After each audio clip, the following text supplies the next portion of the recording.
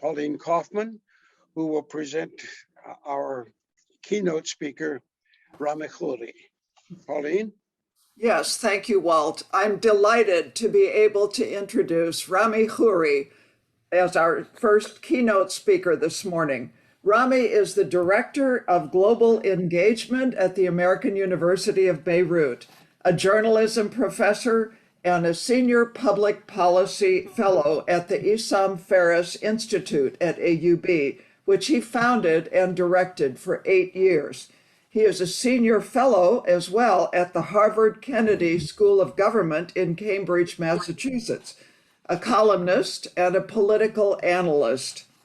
Born in the USA, while his father, a Palestinian journalist, covered the UN debate about the future of Palestine, Rami resides in both the United States and in Beirut as needed.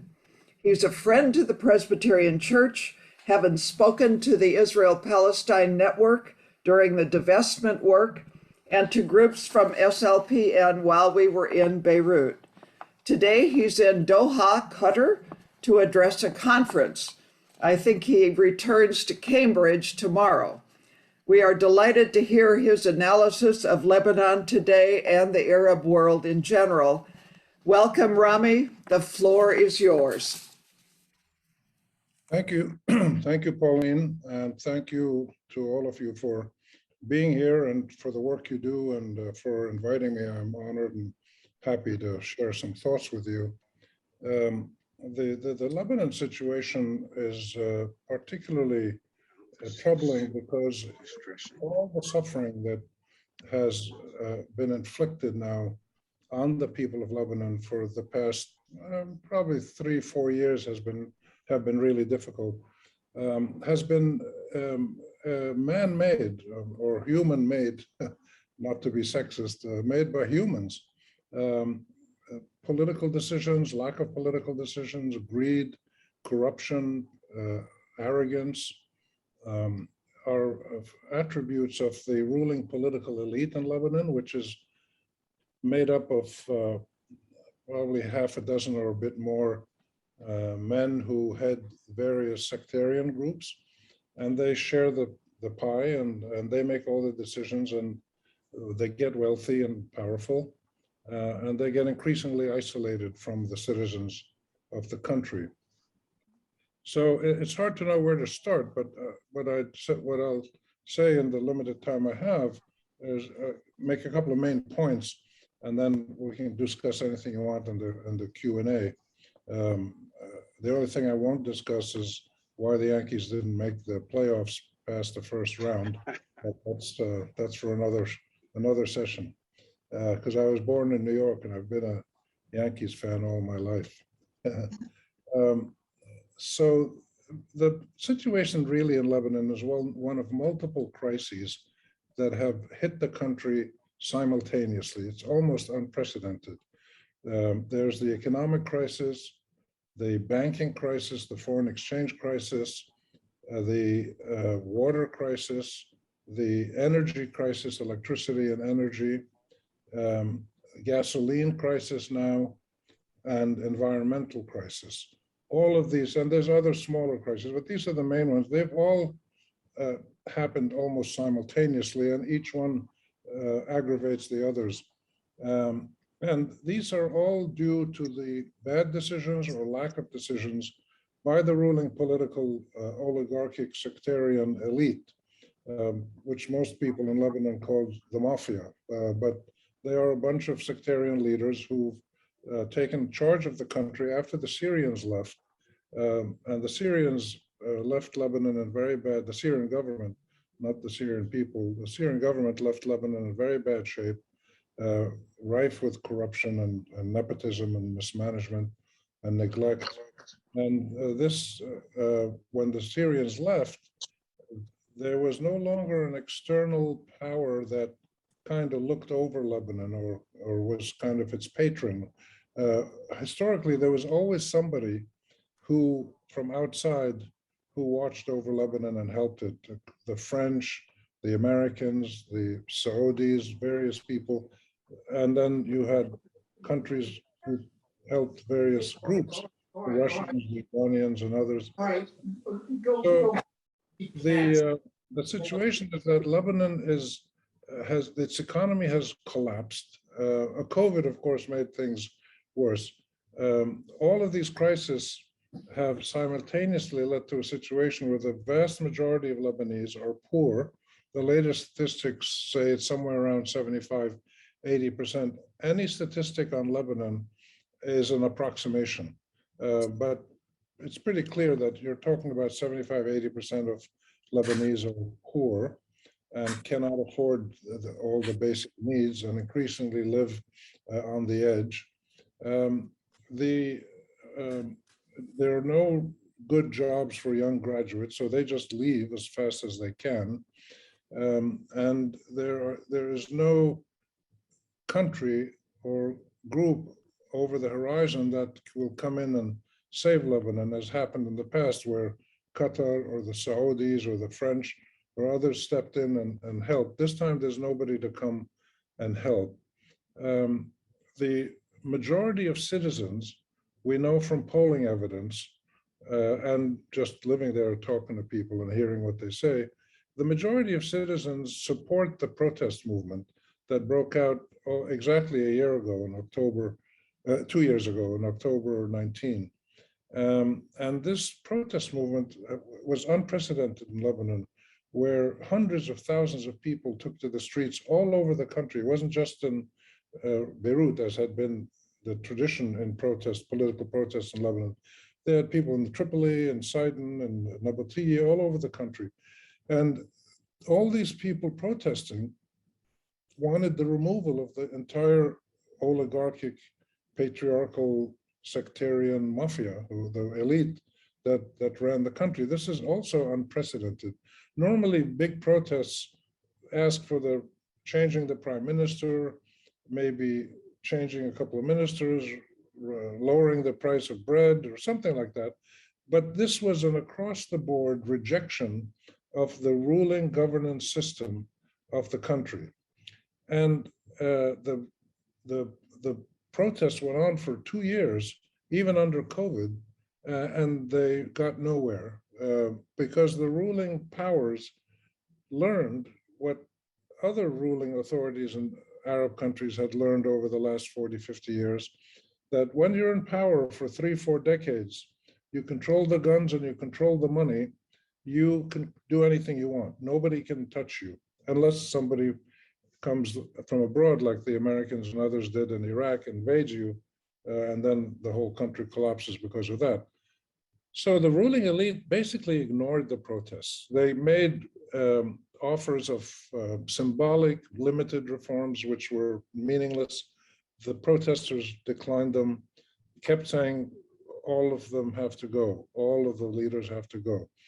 And of course, the leaders didn't go. They just then ignored the protesters, or they hit them with the army and the police, the thugs of each of these sectarian political groups, Hezbollah, Hariri's group, the Future, Aoun's group. They all had their militias and their thugs.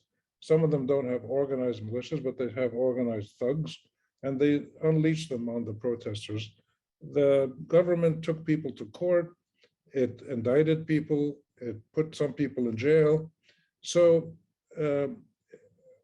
while you have a citizenry that has become pauperized, you have a ruling power structure that has become militarized, unleashing the military to put down the protests and intimidate people.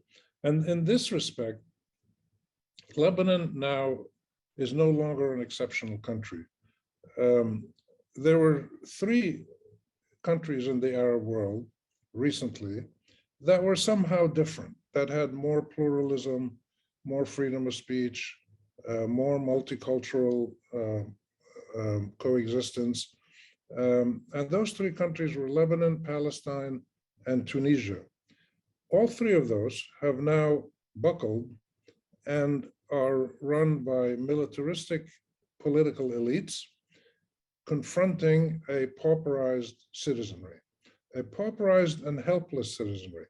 And this is the real painful part, which is that all the suffering that the Lebanese have endured from the collapse of the economy, their money in the banks, they can't access it.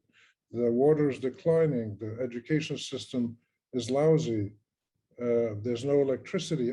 All of these problems that they're suffering have come about through a process of decision-making or no decision-making by the same political elite that refuses to respond to the criticisms of the public.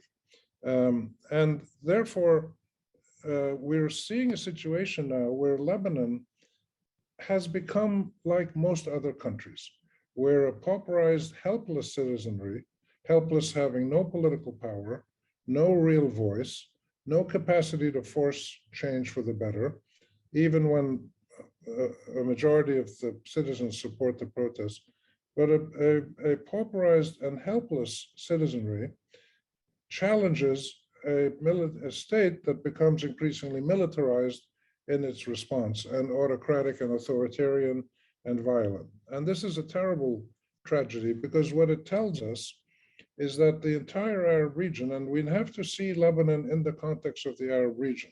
You can't see it as an isolated, distinct unit anymore.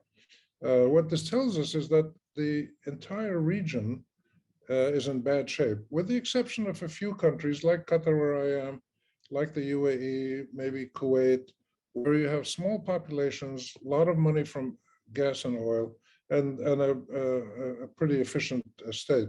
And people therefore live a reasonably decent life. In some of these countries, it's difficult. The Emirates is rather autocratic and authoritarian, where freedom of speech is totally unaccepted. But in Qatar and Kuwait, you have more leeway. But other than these three countries, the overwhelming majority of the Arab countries are in the same condition as Lebanon now. And therefore, we have to see Lebanon as the embodiment of the most important problem of the modern Arab world, meaning since World War I, when the state system was born. We have to see Lebanon as an embodiment of the main problem of the modern Arab world, which is the state itself. So the problem with Arab states is the Arab states. Statehood has not worked very well in most of these countries. You still have sovereign states with a seat at the UN and a football team at the World Cup and a team at the Olympics. These are still nominally sovereign states, but they're not really sovereign anymore. And they're not working to produce a better life for their citizens for the most part. They did do that for 50 years, from the 40s until the 90s. The Arab world was exemplary in its growth and development, including educating women and giving them full opportunities, in most countries, full opportunities to work. That process started faltering around about the end of the Cold War, around 1990, and has declined ever since for various reasons that we don't have a lot of time to get into here. But the point I want to make is that we need to understand Lebanon as a reflection of the four biggest problems that have bedeviled the Arab world, and ultimately, I believe, caused the current situations, directly or indirectly, the current situations that we have around the regions. And those four, I would say, are 2.25 centuries of foreign military intervention inside Arab countries. Since Napoleon, 1798, there has been virtually nonstop foreign military intervention inside different Arab countries. In the old days, it used to be mostly the French and the British in their colonial escapades. But in the last 50 years, we've seen the Americans, the Russians, Iranians, Turks, and now you have Arab countries like the Emirates, like the Saudis. Egypt now is we're trying to join that club, where Arab countries use military force inside other Arab countries. And it's clear that the coup that the president of Tunisia made in Tunisia was clearly supported if not instigated, by the Emirates and Saudi Arabia. And they're now negotiating to help the Tunisians with money because the Emirates and the Saudis are terrified of any kind of democratic development. But so foreign military intervention is the first problem. The second problem is a century of Arab-Israeli conflict. And I don't have time to get into details, but the Arab-Israeli conflict has directly or indirectly led to the worst examples of military governments, military officers taking power. And it started in the late 40s and early 50s in Syria, in Iraq, in Egypt, in response to the state of Israel's creation and the threats that it posed. And then the colonization of Palestine, the radicalization that it fomented across the region by constantly occupying, colonizing Arab lands in Lebanon and Syria and Jordan and Egypt and Palestine at various points. It withdrew from some of them. But this Arab-Israeli conflict is a major cause of the negative conditions across the Arab world, some places directly, some places indirectly. And I've written about that, and if you're interested, send me a note or send Pauline, she'll pass it on. I'll send you some things I've written showing how the Arab-Israeli conflict has impacted so many bad things in the region. The third negative regional factor, which we're seeing in Lebanon, is the rise of the rise and entrenchment of authoritarian and autocratic regimes, the total lack of any kind of democratic principles, meaning that ordinary citizens are totally helpless, can't do anything about their predicament, and they get increasingly frustrated. And that's why a lot of them immigrate, some of them go join militias, some of them turn to their tribal identity, many turn to their religious identity, which is predominantly Muslim and the Muslim Brothers and movements like that. A few become terrorists and radicals and join Qaeda or ISIS, and a few just completely turn off and live in their local village and become non-citizens effectively in their own states. And so this autocratic authoritarian tradition is really a big problem in the region. And then the fourth issue is really the mismanagement of the economies of these countries, which has led to the incredible rise in poverty, marginalization, and vulnerability, which now, according to UN statistics, is about 75 to 80% of the Arab citizens across the region.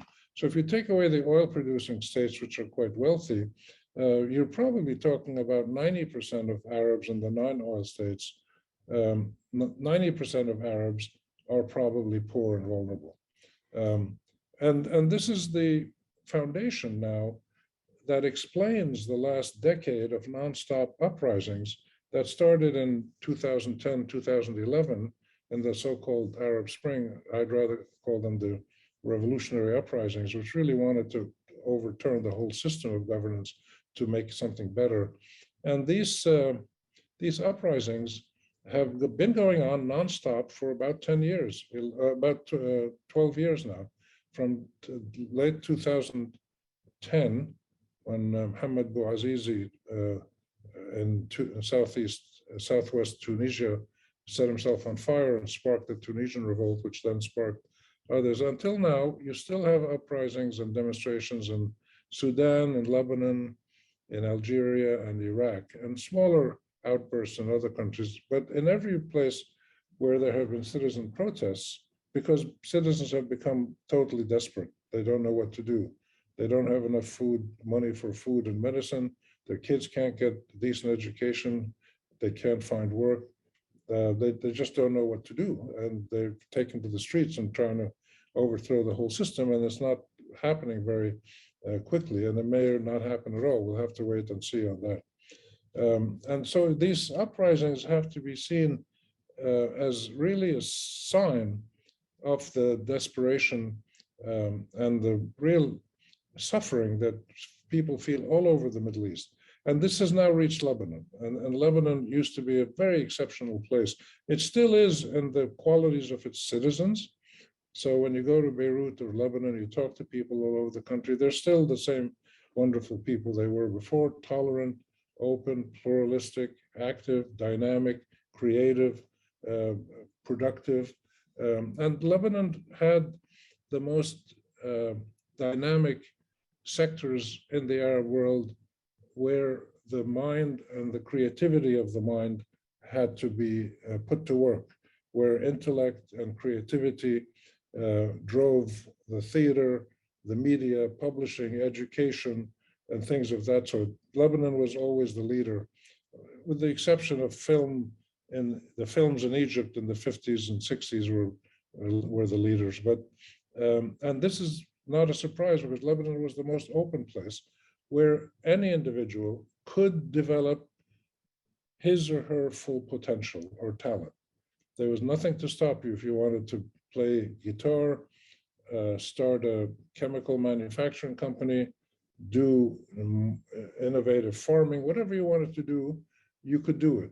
You were not stopped from doing it. In fact, you were encouraged, because you could go to great schools and universities and do it. And the government didn't dominate the whole economy like it did everywhere else. But those days are over for now. I don't think they're over forever. I think Lebanon is passing through a very difficult phase, and we don't know what the resolution of this phase is going to be, but this immense suffering that people are going through because their fundamental requirements as human beings, their biological requirements for food and water and medicine and shelter are not being met. So what you're seeing is this rebellion, which is as much a biological rebellion as it is an ideological one. And the difficulty there is that the government is not really doing anything. They may start now with the new Meati government talking to the IMF and trying to stabilize the economy, fix the electricity, fix the gasoline shortage. Those are practical, easy things to do, relatively easy. They're mechanical things. Reopen the banks, recapitalize the banks, and regain confidence in the banks. And then, in theory, hundreds of millions of dollars of expatriate Lebanese money around the world would come back in because they'd be confident it wasn't going to be stolen by the central bank's Ponzi scheme. That could all happen in theory. Many people are prepared to help Lebanon with loans and grants. It can probably count on $6 to $8 billion of loans and grants and investments and credits and stuff. So I don't think Lebanon is forever doomed to live in this condition. The difficulty is that the only power in Lebanon that really has power is Hezbollah. And Hezbollah doesn't want to run the country, but it wants to basically approve how the country is run, and which is what it's done in the last 20 years. And it doesn't know how to do domestic politics at all. It's a very efficient resistance movement and military machine. The only party that forced Israel twice to come to a ceasefire at the UN when they were fighting. No other Arab party had been able to do that. And Hezbollah has not clarified what its end game is or what it ultimately wants. It basically now has been hiding behind the governments that exist and that have been terribly incompetent and dishonest and uncaring. And therefore, in the eyes of the public of Lebanon, broadly speaking, Hezbollah is seen as part of this sectarian, oligarchic, corrupt, inefficient, uncaring, totally ineffective ruling elite. And this is a dilemma now because the biggest power in the country, Hezbollah, is disliked by probably a small majority of the population, while it still has significant support among other Lebanese. So I better stop in a few minutes so that we can have the other speakers. Just give me a signal when it's time for me to stop. The way forward is not clear. Nobody knows what's going to happen, and if you get If you hear people telling you this is what's going to happen, this is what's going to happen, don't take it seriously because it's all speculation. We don't know. We know what's happened so far. We know why it's happened. We know what the balance of power is. We know the possible route out of this condition, but we don't know what actually is going to happen in the end. It depends a lot on Hezbollah, on Iran, on the Saudis, the French, maybe the Turks, maybe the Russians. There's all kinds of external parties that are still involved in Lebanon. And the Lebanese have not shown the capacity to transform their inefficient, corrupt leadership into a more responsive and egalitarian and proficient leadership. And therefore, this condition may go on for many years. If it does, more and more people will leave. The best people will leave, the best educated, etc., the most economically active. And it could end up being a Somalia type situation. I don't think that'll happen because Hezbollah could not live in that kind of situation. Hezbollah needs a state that allows it to do its work, which it says is resistance work. More and more people are challenging Hezbollah now, which is unprecedented. And the clashes that took place in Beirut 3 days ago were a sign of this, of some people shooting at Hezbollah demonstrators. Most people think it's the Lebanese forces, one of the Christian groups, but the truth is we don't really know. But the sad part is it could be several people. Many people have a motive to try to go against Hezbollah. But there have been other little indicators over the past months that more and more Lebanese are not willing to stay silent in the face of the continued deterioration of the country run by a political elite that is supported by Hezbollah. So the link of Hezbollah to the ruling elite, to the deterioration of the country is very clear to the majority of Lebanese, but they just don't know what to do about it. The only thing they've been starting to do recently is express their opposition, express their disgust, express their anger that ordinary people are being subjected to these miserable living conditions, while Hezbollah and its supporters don't suffer. The big political groupings of Aoun, of Hariri, of Jaja, these guys aren't suffering very much either. They support their people as much as they can. And this is the situation that we're in right now. The last point I would want to make is that the common element across the region is the lack of sovereignty in sovereign states. We have become de-sovereignized independent countries. If any Arab country wants to buy advanced military equipment from somebody abroad, it has to get the approval of Israel or the United States or Iran or Turkey or Russia or Saudi Arabia. Somebody has to approve the desire of any country to buy advanced military equipment. And this is a terrible situation to be in. We don't have a single Arab state where the government and the governing system have been validated by the citizenry. We do not have any example of governance by the consent of the governed. And this is a terrible tragedy. As a region, the Arab region is the only collectively and chronically non-democratic region in the entire world. And it's actually getting worse. The rollback in personal freedoms is very clear. The crackdown on social media, the using military force, thugs beating up people, the government indicting people, taking people to jail, threatening people with court trials. These are increasing now, often in response to a tweet or a newspaper article or somebody said something in an interview. So there's regression happening at the level of the quality of life of the citizenry in Lebanon and across the entire region. And there's a regression going on in the ability of the governing elites to govern efficiently and to allow people to express their anger and fear in a peaceful way. So this is a really bad situation, and it's hard to see it getting much worse than this.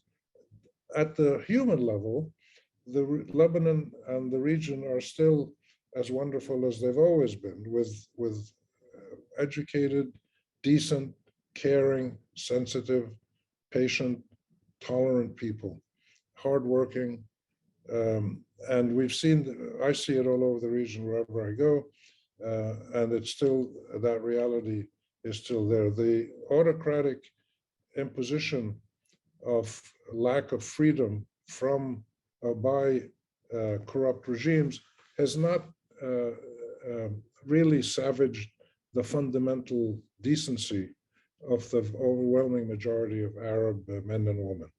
And any of you who come to the region know this, or you live in the region.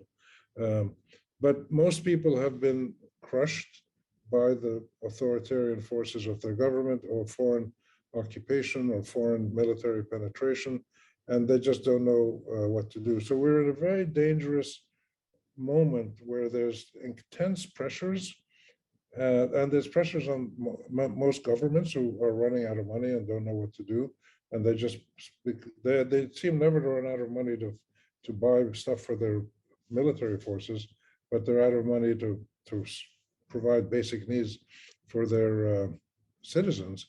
The governments don't know what to do. The citizens don't know what to do. And this is a bad environment. Terrible things can happen, because it's in this environment that you can, a charismatic authoritarian figure can come along and promise that we're going to make the world great. And this is how fascist movements start. I don't think that'll happen, because the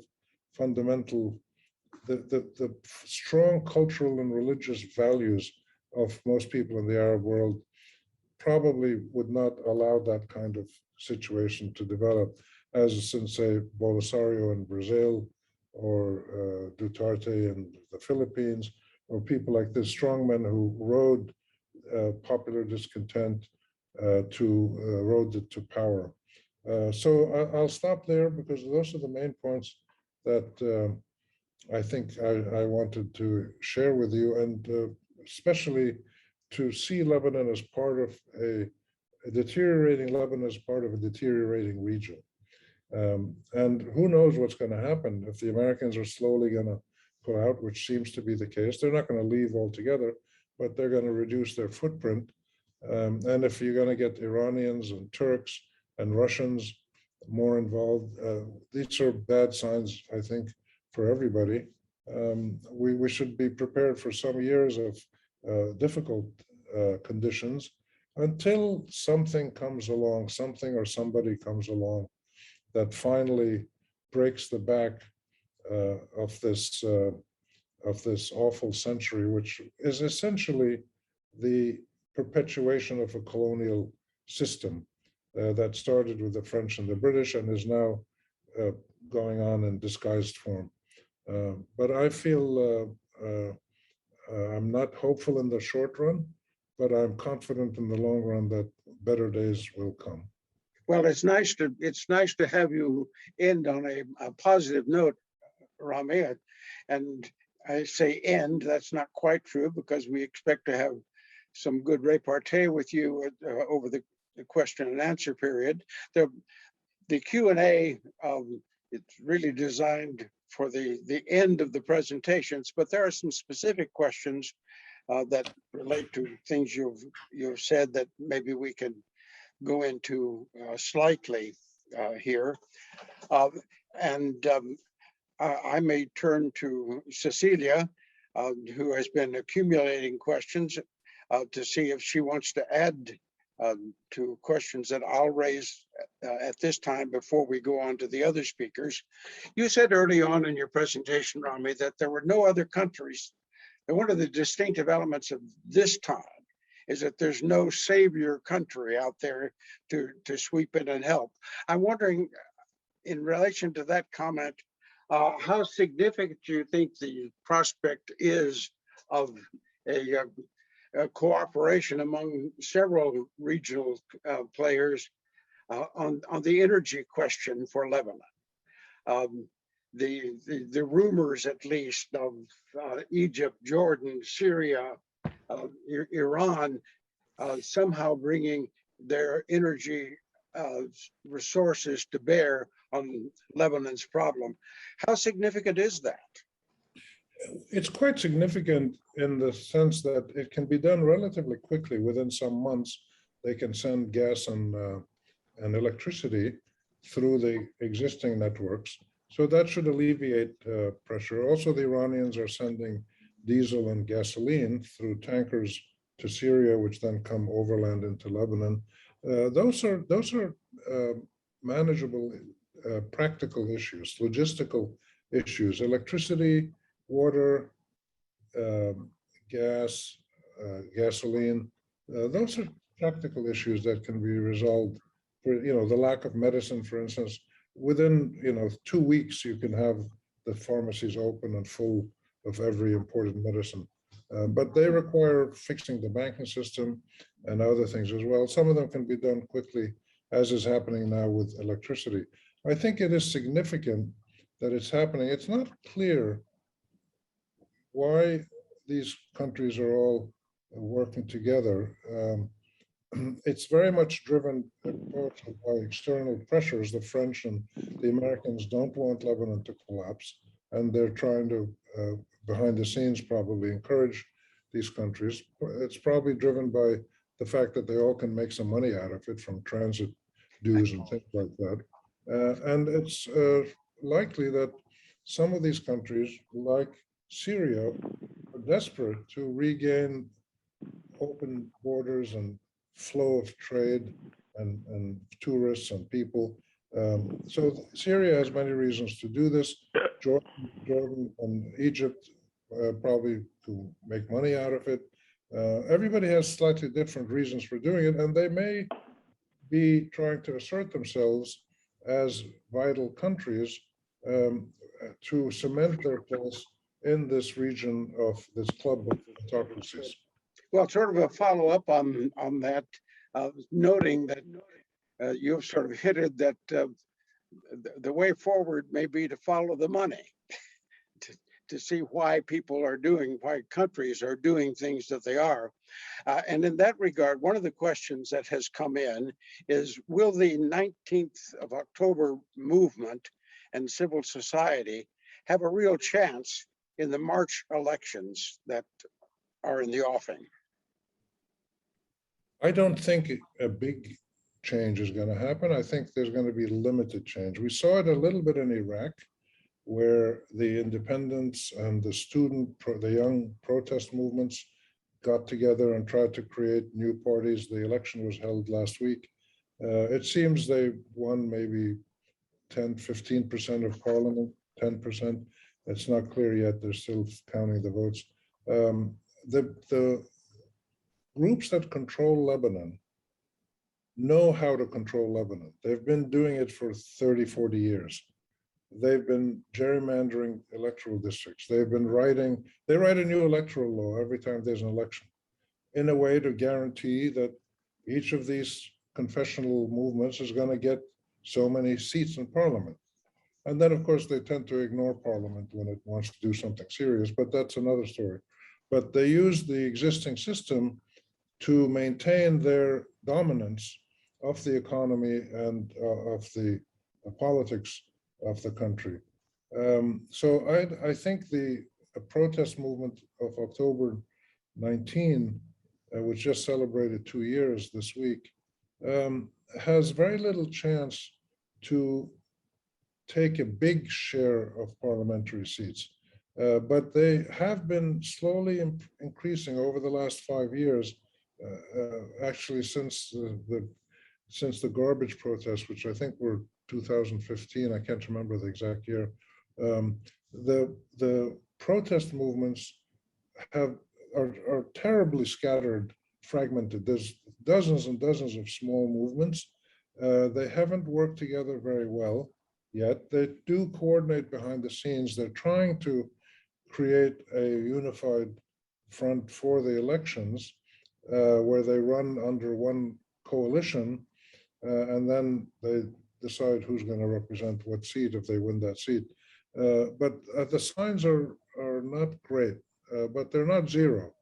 You don't know at what point, when a totally disenchanted, frightened, and often desperate citizenry will respond to this situation by actually saying, well, okay, let's vote for these reform youth movements. They're not all youth, but most of them are. And it's possible they might end up getting 30 or 40% of parliament.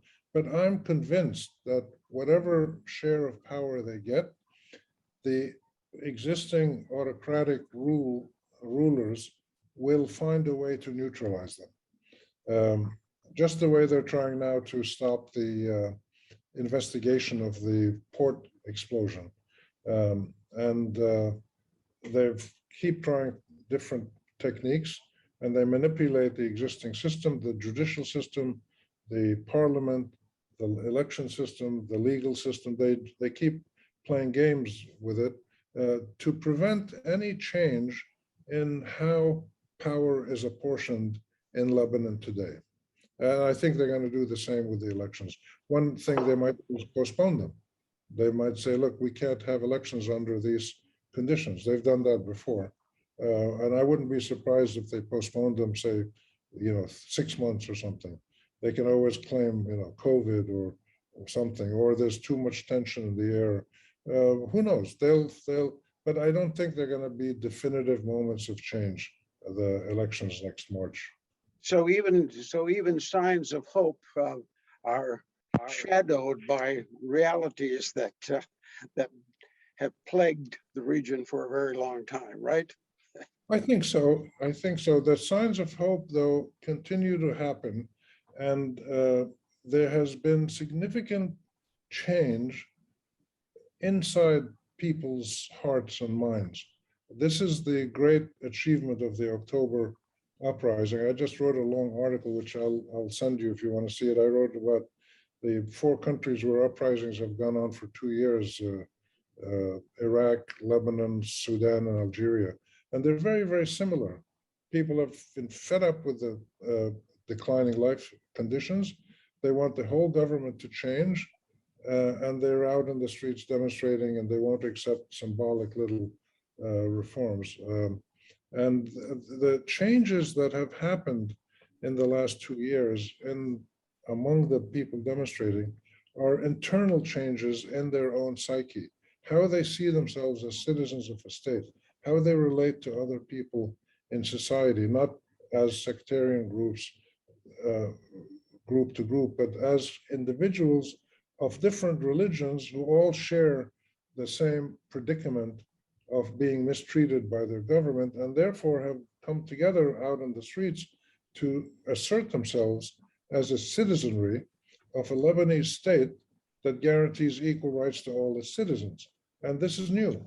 And so there are these important changes. One of the most important things is the change in the role of women. Even young girls in high school, their role in the uprisings was really very important. A lot of it behind the scenes. A change in the media. The most dynamic sector of Lebanon today is the online independent media. There's some great groups that produce outstanding material, in-depth material, investigative journalism.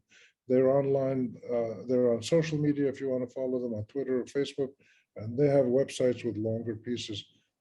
So the real change has happened, but it's under the surface, it's inside people's hearts and minds, and it hasn't yet found a way to manifest itself collectively on the entire political system.